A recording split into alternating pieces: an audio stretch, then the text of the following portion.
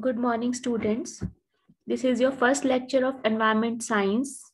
This subject will be taught to both the semesters, that is fourth and sixth semester, as it is a subject which is in both semester, in explicitly in the fourth semester, and in sixth semester it is also there, but not mentioned directly in your syllabus, but it has to be taught and the exam has to be given by you.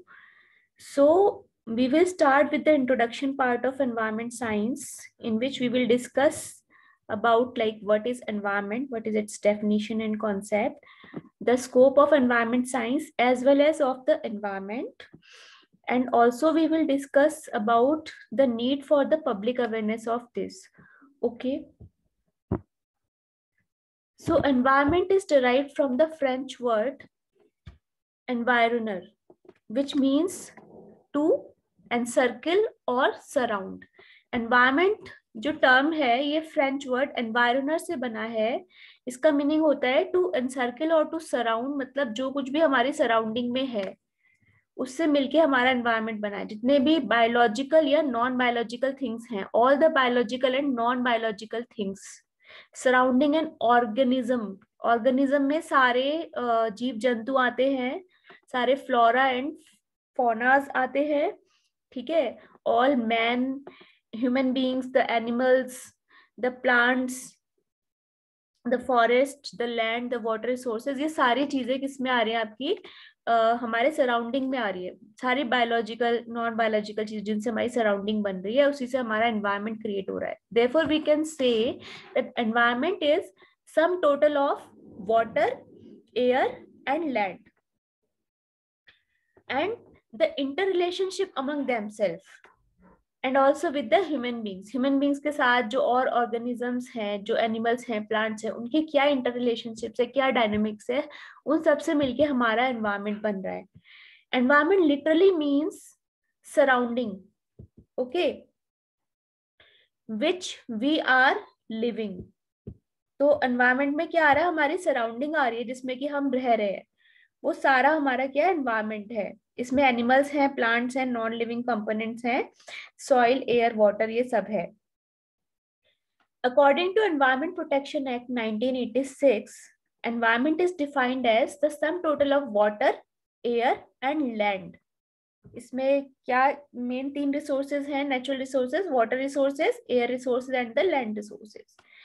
तो इन तीनों चीजों से मिलकर क्या बन रहा है, एनवायरनमेंट बन रहा है. And apart from that their interrelationship among themselves, water, air और लैंड की अपने आप में जो इंटर रिलेशनशिप है, and also the interrelationship with the human beings, other living beings and property. Okay, so we can say that it is the sum total of water, air and land, their interrelationship among themselves and with the human beings and other living beings and the property.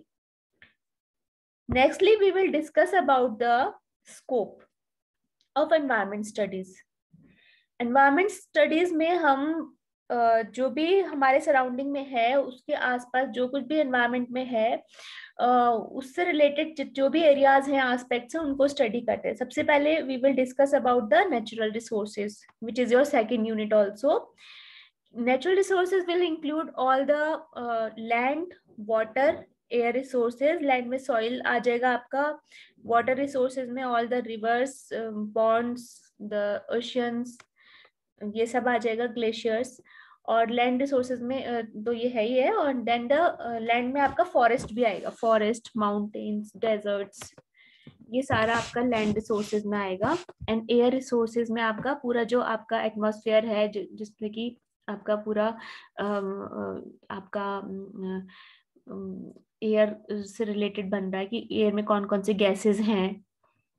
Nitrogen सबसे ज्यादा है, oxygen है, and the other gases, the harmful gases.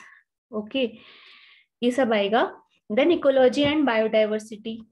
Ecology में सारा flora fauna आ जाएगा आपका. Biodiversity में all the species and their interrelationship with the human beings.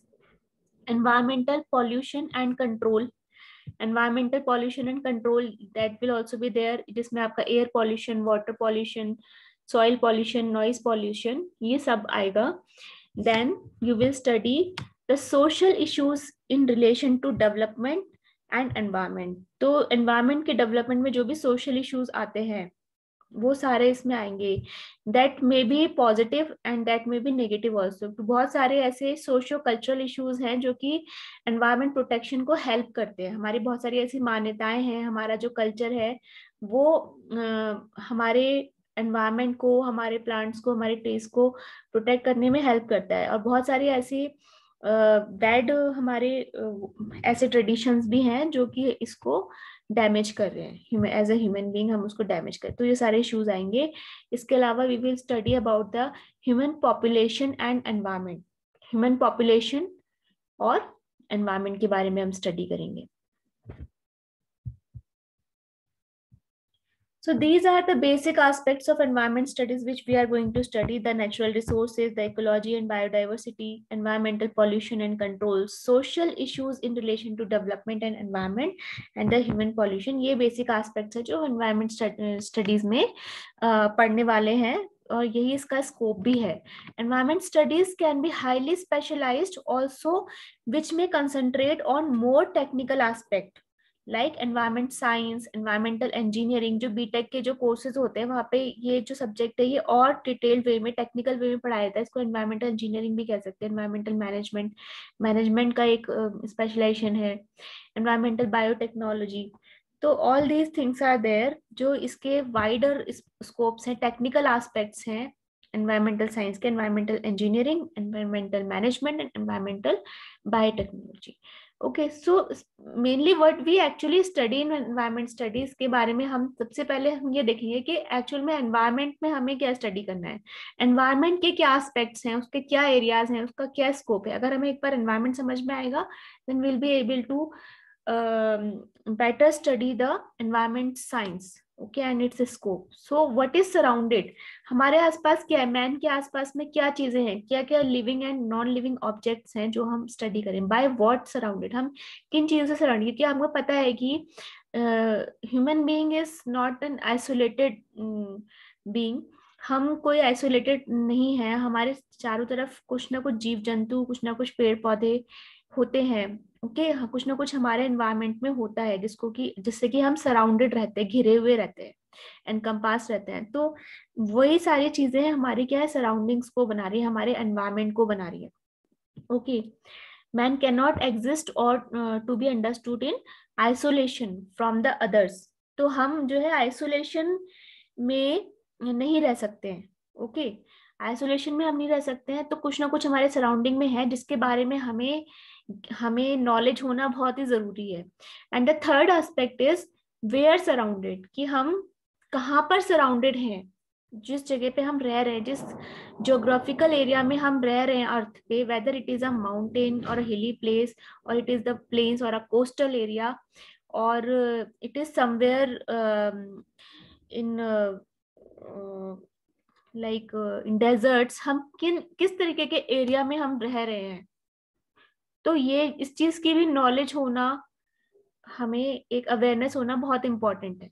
Okay, so it includes all the physical components of the plant earth, like land, air, water, किस तरीके का climate है वहां पर।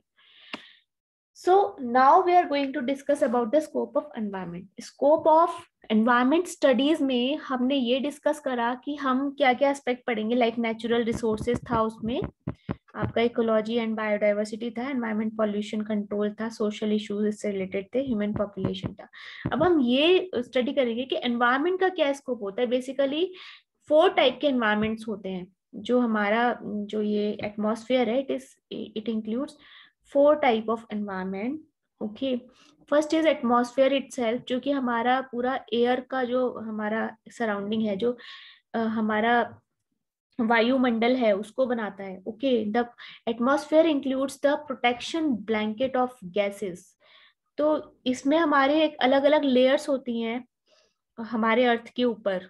ओके, जो कि हमारे अर्थ को क्या कर रही है, प्रोटेक्ट कर रही है और हमारा एटमॉस्फेयर क्रिएट कर रही है, हमारा एनवायरनमेंट बना रही है। It sustains life on the earth, it saves it from the hostile environment of outer space, it absorbs most of the cosmic rays from the outer space and a major portion of the electromagnetic radiation from the sun, जो कि हमारे environment के ऊपर एक जो ozone layer होती है वो हमें अल्ट्रावायलेट रेज से बचाती है, ठीक है। तो यहाँ जो भी इलेक्ट्रोमैग्नेटिक रेज हैं इस तरीके की उनसे बचाती है। ट्रांसमिट्स ओनली हियर अल्ट्रावायलेट, क्योंकि अल्ट्रावायलेट रेज क्या हो रही हैं, ओजोन लेयर पे से रिफ्लेक्ट होके वापस चले जा रही हैं स्पेस में, और वो हमारा जो अर्थ है उसके उसके अंदर का जो और फर्दर जो अंदर की लेयर्स हैं हमारे एटमॉस्फेयर में एंटर नहीं कर पाती।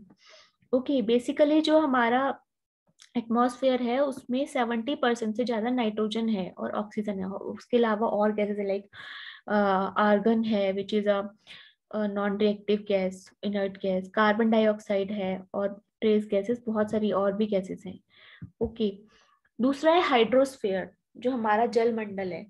The hydrosphere comprises all type of water resources, oceans, seas, lakes, rivers, streams, reservoirs, polar ice caps, glaciers and the ground water. ये सारी चीजें मिलके जितने भी पानी से रिलेटेड, वाटर से रिलेटेड हमारे पास में रिसोर्सेज हैं वो हमारा हाइड्रोस्फेयर को कंस्टिट्यूट कर रहा है। पूरे अर्थ का 97% क्या है, वाटर है, लेकिन उसमें से जो ड्रिंकेबल वाटर है वो बहुत ही कम है। About 2% of the water resources locked in the polar ice caps and glaciers. अभी हमें ग्लेशियर्स पिघल रहे हैं, ग्लेशियर फट रहे हैं, ठीक है। धीरे धीरे ग्लोबल वार्मिंग बढ़ रही है तो हमारा जो सी लेवल है वो भी बढ़ रहा है। Only about 1% is available as fresh surface water river, ठीक है। इस जो ये आपका फ्रेश सरफेस वाटर रिवर है जो कि हमारा पीने योग्य पानी है, ड्रिंकेबल वाटर है, वो केवल 1% ही है, और इस 1% का भी बहुत कम परसेंट हमारे लिए अवेलेबल हो पाता है। Okay, and the third is lithosphere. Lithosphere is the outer mental of the solid earth. जो हमारी अर्थ है उसकी जो बाहरी सतह है उसको हम लिथोस्फेयर कहते हैं। It consist of the mineral ores, okay, the earth crust and the soil. इसी में से हमारा जो भी ये आपका वॉल्केनो वगैरह होता है वो वॉल्केनिक एक्सपोजन वो यहीं से होता है। Minerals, organic matters, air and water.